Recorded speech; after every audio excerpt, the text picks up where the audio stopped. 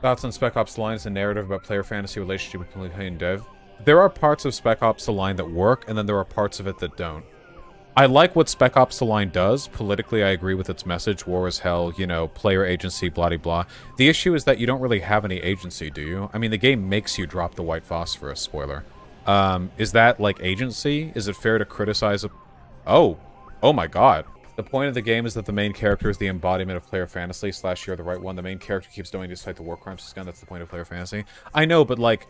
I feel like it would be a little bit better if the player kept going, but the player doesn't really keep going, right? Because the game never treats anything else as a win state, you know? I hate to bring this comparison up, but this is something that I think Undertale did better, you know? If you want to do the genocide route, you have to. And the point is that the genocide route is unfun, tedious, and something you have to, like, deliberately go out of your way to do. Whereas in Spec Ops: The Line, the only way forward is to do the war crimes. So I feel like it fails a bit in that respect, because, like, I don't know how bad I'm supposed to feel. Like, oh, I did war crimes. Like, okay. That was the only way forward in the game. It detaches me a little bit from the moral outcome. Isn't that the point, though? As a soldier, you don't have a choice? No, because the character I was playing did have a choice. That's the thing. If it was like a role-playing game, I would have made different choices. I would have said, like, no, I don't want to drop the white phosphorus. There is another way. We could do this differently, you know?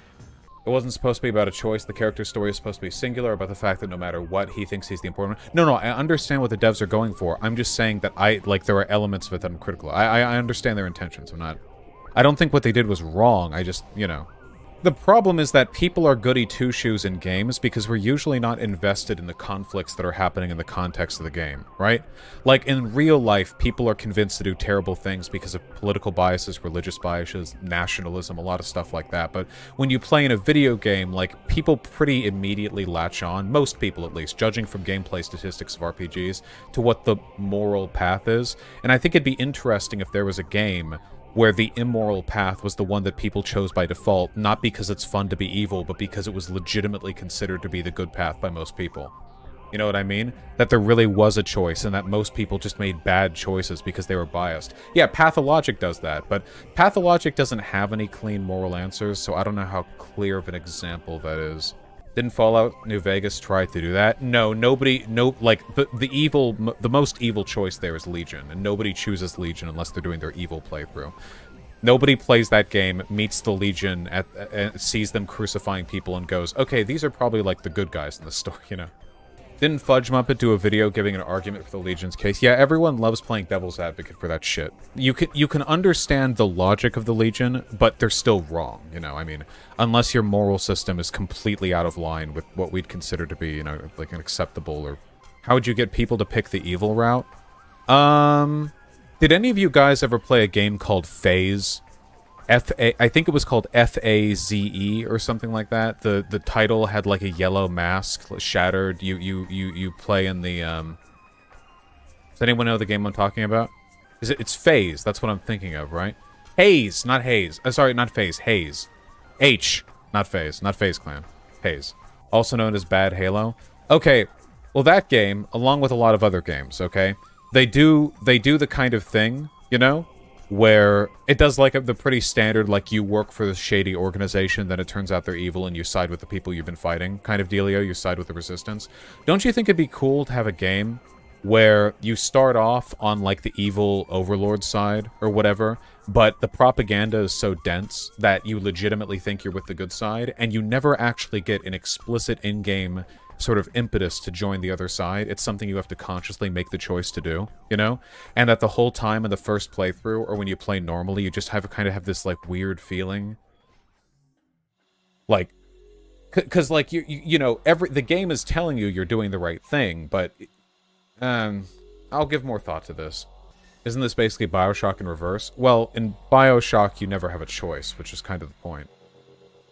Bioshock, that's a game that had some real messaging on player agency and, like, the player character divide. That game, I think, had a better and more, you know, poignant message on it than almost anything else. The whole, you know, the idea that, you know, players really don't have any agency because anything the game prioritizes as a win state or a progress state is something the player is going to drive the character towards, regardless of anything, any other consideration. Which is totally true, by the way. Aren't the Horde supposed to be more morally upright than they appear in face value? Dude, that's the thing. That's the thing that fucking bugs me about WoW's story. Not really. You know?